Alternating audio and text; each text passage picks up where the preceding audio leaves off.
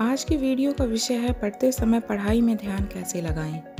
कभी कभी ऐसा होता है कि पढ़ने की पूरी योजना बनाकर पढ़ने बैठते हैं और हम कुछ देर पढ़ते भी हैं, पर कुछ समय बाद हमारा मन पढ़ाई से खुद हट जाता है और हमारी वो योजना जो पढ़ाई के लिए हमने सोची होती है वो सब बेकार हो जाती है।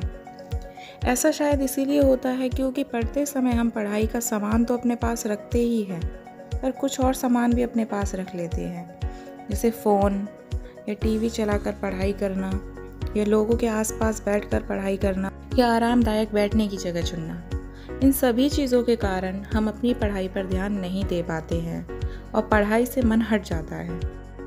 तो आज मैं आपको कुछ सुझाव बताऊंगी जो पढ़ाई में मन लगाने में बहुत मददगार होंगे। पहला, मोबाइल टीवी से दूरी बनाना। पढ़ते समय यह ध्यान रखें कि आप जहाँ पर पढ़ रहे हैं वहाँ टीवी बिल्कुल भी ना हो, क्योंकि अगर आपके आसपास कोई टीवी देख रहा होगा तो टीवी की आवाज़ से आपका मन पढ़ाई से हट सकता है। इसीलिए ऐसी जगह चुनें जहाँ टीवी बिल्कुल ना हो, और टीवी आसपास है तो टीवी को बंद रखें। मोबाइल को भी ऐसे ही खुद से दूर रखें। अगर मोबाइल पास में रहेगा तो आपका ध्यान मोबाइल में ही लगा रहेगा। दूसरा, सही जगह चुनें। पढ़ाई के लिए ऐसी जगह चुनें जहाँ शांति हो और शोर शराबा ना हो, क्योंकि शोर शराबा होने से आपका मन पढ़ाई में बिल्कुल भी नहीं लगेगा। आप ऐसे समय को भी चुन सकते हैं पढ़ने के लिए जिस समय ज़्यादा लोगों की चहल पहल कम रहती हो, या जैसे सुबह का समय या दिन का समय, उस समय लोग सो रहे होते हैं। तीसरा, टाइम टेबल। पढ़ने की योजना बनाने से पहले पढ़ाई का टाइम टेबल ज़रूर बना लें। टाइम टेबल बनाने से आपका पढ़ाई को लेकर अनुशासन बना रहेगा और आपको पढ़ाई की आदत रहेगी, लेकिन आपको टाइम टेबल के हिसाब से चलना भी होगा। चौथा, समय बांटें। आप अपने विषयों के हिसाब से उनको घंटों में बांट लें। जैसे 6 विषयों को 6 घंटों में बांटकर उनको तब पढ़ें। सभी विषयों के पाठों को थोड़ा थोड़ा पढ़ें। सभी विषयों को रोज पढ़ें और इससे आपका कोई भी विषय कमज़ोर नहीं होगा।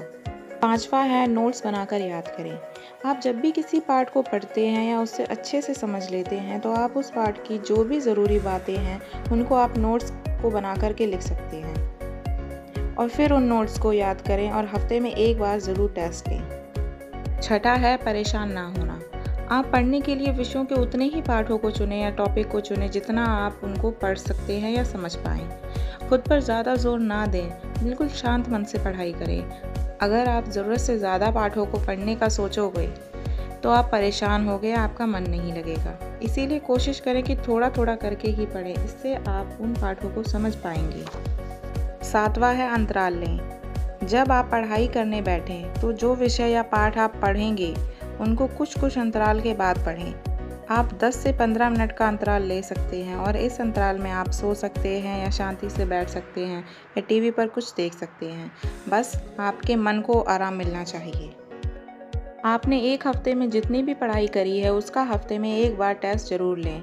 इससे आपकी प्रैक्टिस भी हो जाएगी और टेस्ट में आपसे जवाब लिखते समय जो गलती हुई होगी उसको भी सुधार सकते हैं।